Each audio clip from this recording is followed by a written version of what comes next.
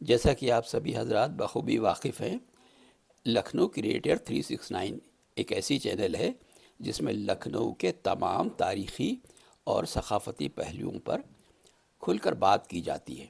لکھنؤ کی glorious past کے بارے میں اور پریزنٹ کے بارے میں طرح طرح کے ویڈیو دکھائے جاتے ہیں، جس میں یہ بھی بتانے کی کوشش کی جاتی ہے کہ ہم نے ابھی تک لکھنؤ کو کس حد تک کھو دیا ہے۔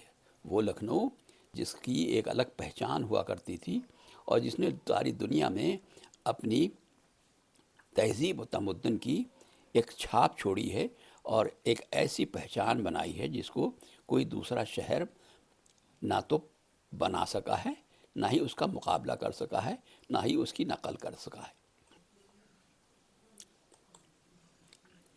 ابھی ہمیں لکھنؤ کی بہت سی خصوصیتیں بیان کرنی ہیں جن کو زیادہ تر تعلق اخلاقی چیزوں اور معاشرت کے امور سے ہے، مگر مناسب معلوم ہوتا ہے کہ مختصر طور پر کچھ کیفیت فنون جنگ کی بھی بیان کر دی جائیں۔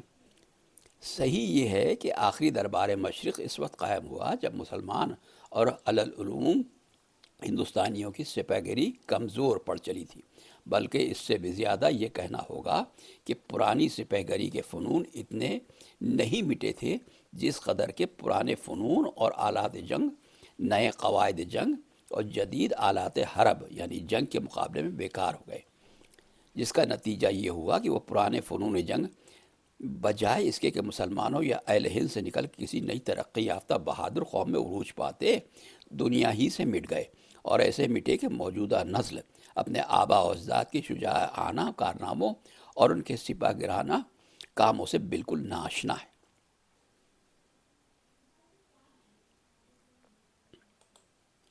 سپہ گری کے جن فنون کا نشو و نما دہلی میں اور دہلی کے بعد لکھنؤ میں ہوا، وہ دراصل تین مختلف قوموں سے نکلے تھے، اور تینوں کے امتزاج سے یعنی کمبینیشن سے ان میں مناسب ترقیاں ہوئی تھیں۔ یہ حیرت کی بات یہ ہے کہ باوجود میل جول کے ان میں آخر تک اصلی امتیاز باقی تھا۔ بعض فن آریہ قوم کے سپاہ گروں سے نکلے تھے اور بعض کو ترک اور بہادران تاتار اپنے ساتھ لائے تھے، اور بعض خاص عربوں کے فن تھے جو ایران میں ہوتے ہوئے یہاں تک آئے تھے۔ لکھنؤ میں جن فنون کا رواج تھا اور جن کے باکمال استاد موجود تھے وہ اس طریقے سے بیان کیے جا سکتے ہیں: لکڑی، پٹا ہلانا، بانک، بنوٹ، کشتی، برچھا، بانا، تیر اندازی، کٹار اور جل بانک۔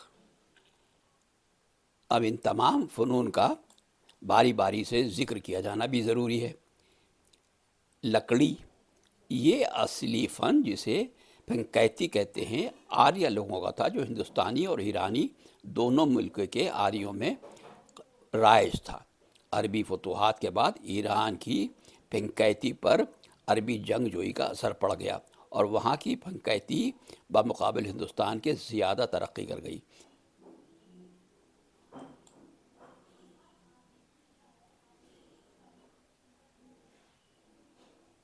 ہندوستان میں آخر تک یہ دونوں فن اپنی ممتاز وضعوں میں باقی رہے اور لکھنؤ میں دونوں اسکول قائم تھے۔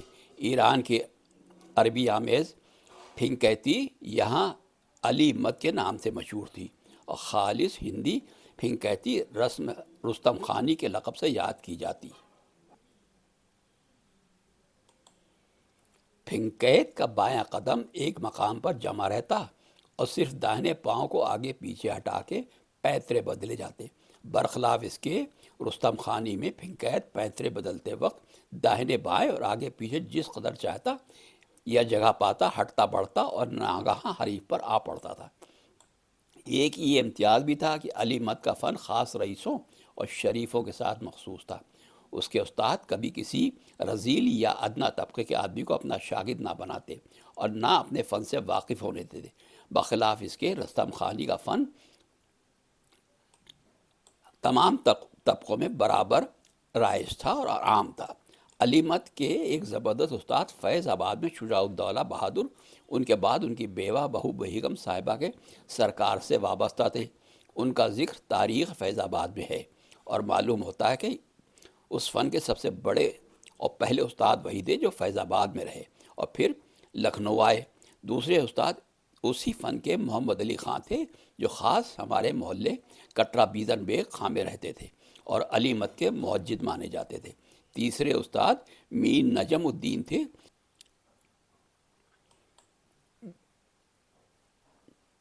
جو شاہزادگان دہلی کے ساتھ پہلے بنارس میں گئے اور پھر وہاں سے لکھنؤ آئے۔ ان کا معمول تھا کہ صرف شریفوں کو شاگرد کرتے تھے اور شاگرد کرتے وقت شاہزادوں سے دولت اور شریفوں سے صرف مٹھائی لیتے اور اسے بجائے اس کے کہ وہ اپنے کام لائیں خود لے جا کے سادات نبی فاطمہ رضی اللہ تعالیٰ عنہ کی نظر کر دیتے۔ یہ نواب آصف الدولہ کے عہد میں تھے۔ ایک بہت بڑے استاد میر عطا حسین تھے جو حکیم مہندی کے مخصوصین میں تھے۔ ایک بہت بڑے استاد پٹے باز خاں تھے جو اپنے کمال کے باعث غازی الدین حیدر کے زمانے میں علی مت کے معجد و بانی مشہور ہو گئے تھے۔ ان کی نسبت کہا جاتا ہے کہ نو مسلم تھے، مگر وجہ ان کی بھی یہی تھی کہ سوا شریفوں کے اپنا فن کبھی کسی ادنا طبقے کے آدمی کو نہیں بتایا۔ انہوں نے لکھنؤ میں اپنی یادگار ایک مسجد چھوڑی ہے جو دھنیا مہری کے پل سے آگے عالم نگر کے قریب آج بھی موجود ہے۔ رستم خانی عوام میں رہی اور اسی وجہ سے اس کو کوئی خصوصیت ہندو یا مسلمان کے ساتھ نہیں رہی، بلکہ اس کے سدھا استاد اودھ کے تمام گاؤں اور قصبوں میں پھیلے ہوئے تھے۔ تاہم لکھنؤ میں یحییٰ خان بن محمد صدیق خان نے جو کمال اور ناموری رستم خانی میں حاصل کی کسی کو نہ نصیب ہوئی۔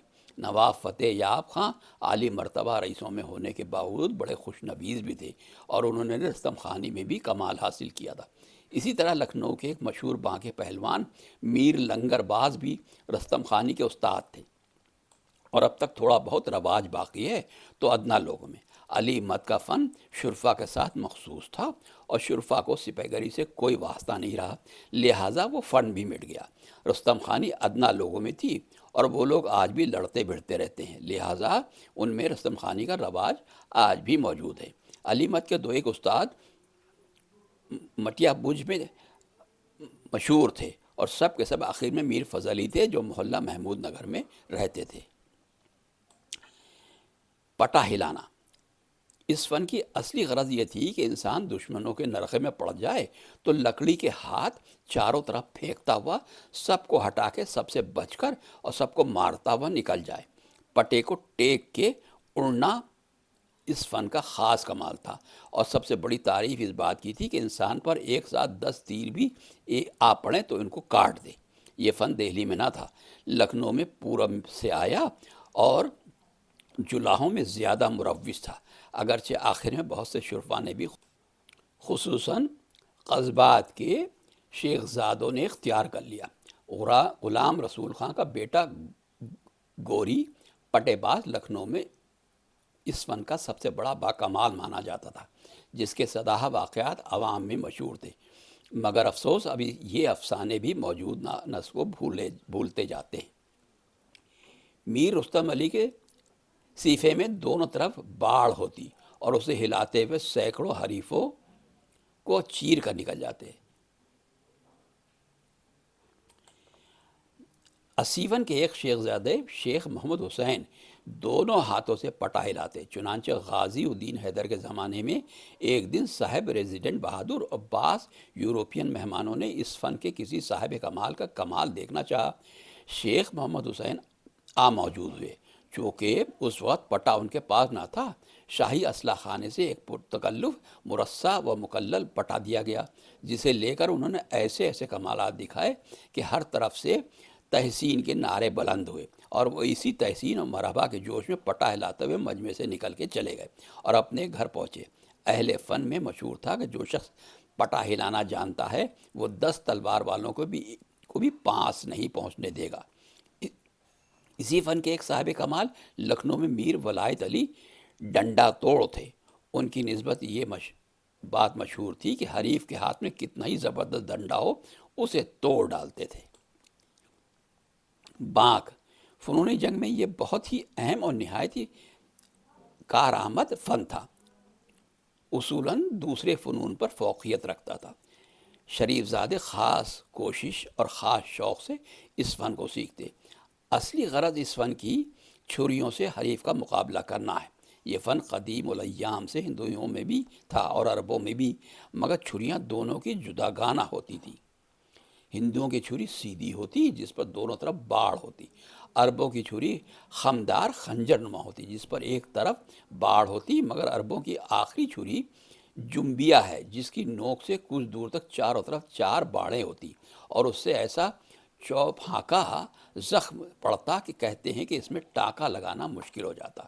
غرض اس حربے سے لڑنے کے فن کا نام بانک ہے۔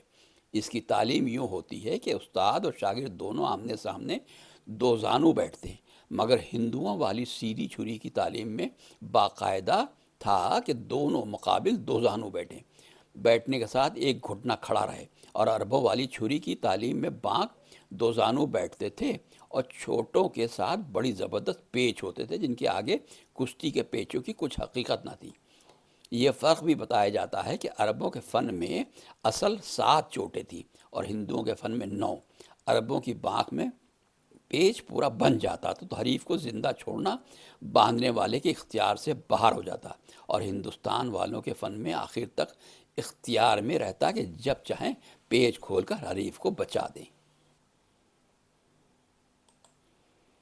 اس فن میں صرف چوٹیں ہی نہیں ہیں بلکہ بڑے بڑے زبردست پیچ بھی ہیں جن میں دونوں حریف یعنی مقابلہ کرنے والے گھنٹوں گتھے رہتے اور پے در پے پیچ کر کے ایک دوسرے کو باندھ کے زخمی کر دینے کی کوشش کرتے۔ اس فن کے پیچ اس قدر سچے اور محکمی اور اصول کے ساتھ تھی کہ کہا جاتا کشتی اور لکڑی کے تمام پیچ بانک ہی سے نکلے۔ بانک کے استادوں میں مشہور تھا کہ بانک لیٹ کے پوری ہوتی ہے، بیٹھ کے آدھی رہتی ہے اور کھڑے ہو کے صرف چوتھائی رہ جاتی ہے۔ یہ نہ سمجھنا چاہیے کہ بنکیت کا کام صرف یہ ہے کہ حریف کو چھری سے زخمی کر دے، نہیں، اس کا اصل کام یہ ہے کہ حریف کو زندہ باندھ لے اور بے بس کر کے گرفتار کر لائے۔ ایک خاص بات یہ بھی تھی کہ بانک والا اپنے فن کو حتی الامکان مخفی رکھتا، یعنی چھپا کے رکھتا تھا۔ اس کی وضع قطع اور طور طریق کسی بات سے نہ پہچانا جاتا کہ وہ سپہ گر ہے۔ بنکیت عام شریفوں کی وضع رکھتے، کنفیشن پہنتے، کوئی ہتھیار نہ باندھتے، حتیٰ کہ ان میں لوہے کے قلم تراش یا سوئی تک کی پاس رکھنے کی قسم تھی۔ صرف ایک رومال رکھتے اور اس کے ایک کونے پر ایک لوہے کا چنا بندھا رہتا، بس یہی حربہ ضرورت کے وقت انہیں کام دے جاتا۔ یا اس سے بھی زیادہ تہذیب برتنے تو ہاتھ میں تسبیح رکھتے اور اس میں لوہے کا بھدا سا قبلہ نما لگا رہتا، بس یہی حربہ ان کے لیے کافی تھا۔ ہندوؤں میں قدیم ایام سے یہ فن خاص برہمنوں میں تھا اور راجپوت نہیں جانتے تھے۔ نہ برہمن انہیں سکھاتے اور نہ ہی وہ اپنی وضع کے خلاف تصور کر کے اس کے سیکھنے کی کوشش کرتے، جس کی غالباً وجہ یہ تھی کہ بنکیت ہونے کے لیے ثقافت شرط تھی اور راجپوت کھلے سپاہی تھے۔ برہمن بنکیت قبلہ نما یا لوہے کے چنے کے عوض ایک کنجی رکھتے جو جنیوں میں بندھی رہتی اور اس سے کام لے کر نہایت ہی تہذیب اور متانت کے ساتھ دشمن کا کام تمام کر دیتے۔ شاہزادہ مرزا ہمایوں قدر بہادر فرماتے ہیں کہ لکھنؤ میں یہ فن شاہ عالم کے زمانے میں اس وقت آیا جب مرزا خرم بخت بہادر بنارس آئے، اور فیض آباد کے دیکھنے سے معلوم ہوا کہ اس فن کے باکمال منصور علی خاں بنکیت شجاع الدولہ کے زمانے میں فیض آباد میں آ گئے تھے۔ نواب آصف الدولہ کے عہد میں بانک کے استاد لکھنؤ میں شیخ نجم الدین تھے۔ اسی قریب زمانے میں بانک کے ایک دوسرے استاد لکھنؤ میں موجود تھے جو میر بہادر علی کے نام سے مشہور تھے۔ ان کا دعویٰ تھا کہ پلنگ کے نیچے جنگلی کبوتر چھوڑ دیجئے اور تماشا دیکھیے، کسی طرف سے نکل کر اڑ جائے تو جانیے کہ میں بنکیت نہیں اور انہی پر منحصر نہیں بلکہ بانک کی یہی تعریف ہے، اور ہر استاد اس کا دعویٰ کر سکتا ہے۔ لکھنؤ میں ایک تیسرے استاد ولی محمد خاں تھے۔ نصیر الدین حیدر کے زمانے میں شیخ نجم الدین کے شاگرد میر عباس کا نام مشہور تھا، اور ان کے 4 شاگرد نامور ہوئے، جن میں سے ایک تو ڈاکو تھا، باقی 3 مہذب شرفا تھے۔ اس فن کے استاد جو اخیر میں ہوئے میر جعفر علی تھے، جو لکھنؤ کی تباہی کے بعد وادی علی شاہ کے ساتھ مٹیا بوجھ میں پہنچے۔ انہیں بقول عبدالحلیم شرر کے انہوں نے دیکھا تھا اور بچپن میں خود ان کا شاگرد ہونے کا ان کو شرف حاصل تھا۔ بنوٹ، اس فن کی اصلی غرض یہ ہے کہ حریف یعنی دشمن کے ہاتھ سے تلوار، لٹھ یا کوئی حربہ ہو گرا دے، اور صرف ایک رومال سے جس میں پیسہ بندھا ہوا کرتا ہے یا اپنے ہاتھ ہی میں سے حریف کی کچھ ایسا صدمہ یا چوٹ پہنچائے کہ اس کا کام تمام ہو جائے۔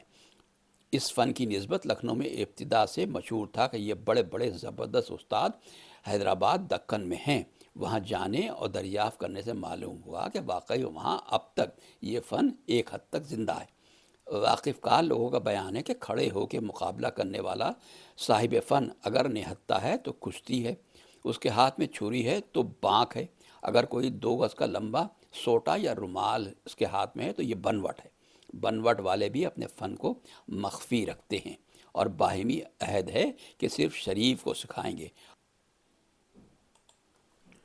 اور اس سے عہد لے لیتے ہیں کہ کسی زیر دست یا بے آزار آدمی پر حربہ نہ کریں۔ بنوٹ والوں کے پیترے، جنہیں وہ پاولے کہتے ہیں، اعلیٰ درجے کے پھرتیلے پن اور بے انتہا صفائی چاہتے ہیں، جو زیادہ عمر والوں کو نہیں حاصل ہوتے۔ اس کے علاوہ بنوٹ والوں کو جسم انسانی کے تمام رگ پٹھوں کا پورا علم ہوتا ہے اور خوب واقف ہوتے ہیں کہ کس مقام پر صرف انگلی سے دبا دینا یا ایک معمولی چوٹ انسان کو بے تاب کر دے گی اور بے دم کر دے گی۔ اگرچہ اس فن کے لیے حیدرآباد مشہور تھا، مگر لکھنؤ میں بھی اس کے بہت سے باکمال موجود تھے۔ کہا جاتا ہے کہ یہاں کے سب سے پہلے محمد ابراہیم خان رامپور سے اس فن کو لے کر آئے تھے۔ طالب شیر خان یہاں ایک بڑے زبردست بانکے تھے اور تلوار کے دھنی۔ انہوں نے جو ابراہیم خان کا دعویٰ سنا تو تلوار لے کر مقابلے کو تیار ہو گئے۔ محمد ابراہیم خان نے بھی مقابلہ منظور کر لیا۔ طالب شیر خان نے جیسی ہی تلوار ماری، محمد ابراہیم خان نے اپنا رومال جس کے کونے پر پیسہ بندھا ہوا تھا کچھ ایسی خوبی سے مارا کہ طالب شیر خان کے ہاتھ سے تلوار چھوٹ کر جھن سے دور جا گری۔ منہ دیکھتے رہ گئے اور سب نے محمد ابراہیم خان کو استاد مان کر ان کی استادی کا اعتراف کیا۔ اس کے بعد لکھنؤ میں آخر تک وہ فن رہا، یہاں تک کہ مٹیا بوجھ میں بھی محمد مہدی نام ایک شخص جو نواب معشوق محل کے وہاں کے داروغہ تھے، بنوٹ کے باکمال استاد مانے جاتے تھے۔ پھر اس کے بعد کشتی، یہ فن خاص آریوں کا تھا۔ ہندوستان میں بھی اور ایران میں بھی عرب اور ترک اس سے بالکل ناآشنا تھے۔ ہندوستان کے قدیم باشندوں میں بھی جو آریہ لوگوں سے پہلے تھے اس فن کا پتہ نہیں چلتا۔ لکھنؤ میں پیچوں اور حریف کے زیر کرنے کے طریقوں کے بہت نشو و نما ہوا، مگر کشتی کا اصلی دار و مدار جسمانی قوت پر ہے، اور قوت میں لکھنؤ والے لاکھ کوشش کریں مشرقی ممالک خاص طور پر پنجاب کے لوگوں کا ہرگز مقابل نہیں کر سکتے۔ لکھنؤ کی آب و ہوا کو قدرت نے یہ صلاحیت نہیں دی کہ اس کی خاک سے غلام وغیرہ کے ایسے تن و توش پہلوان پیدا ہوں۔ اس لیے لکھنؤ کا کشتی کا فن صرف بچیتی کا کمال دکھانا تھا، جس میں زیادہ سے زیادہ اپنے سے دونے پر غلبہ حاصل ہو جاتا، مگر اس سے زیادہ طاقت والے کو زیر کرنا غیر ممکن تھا۔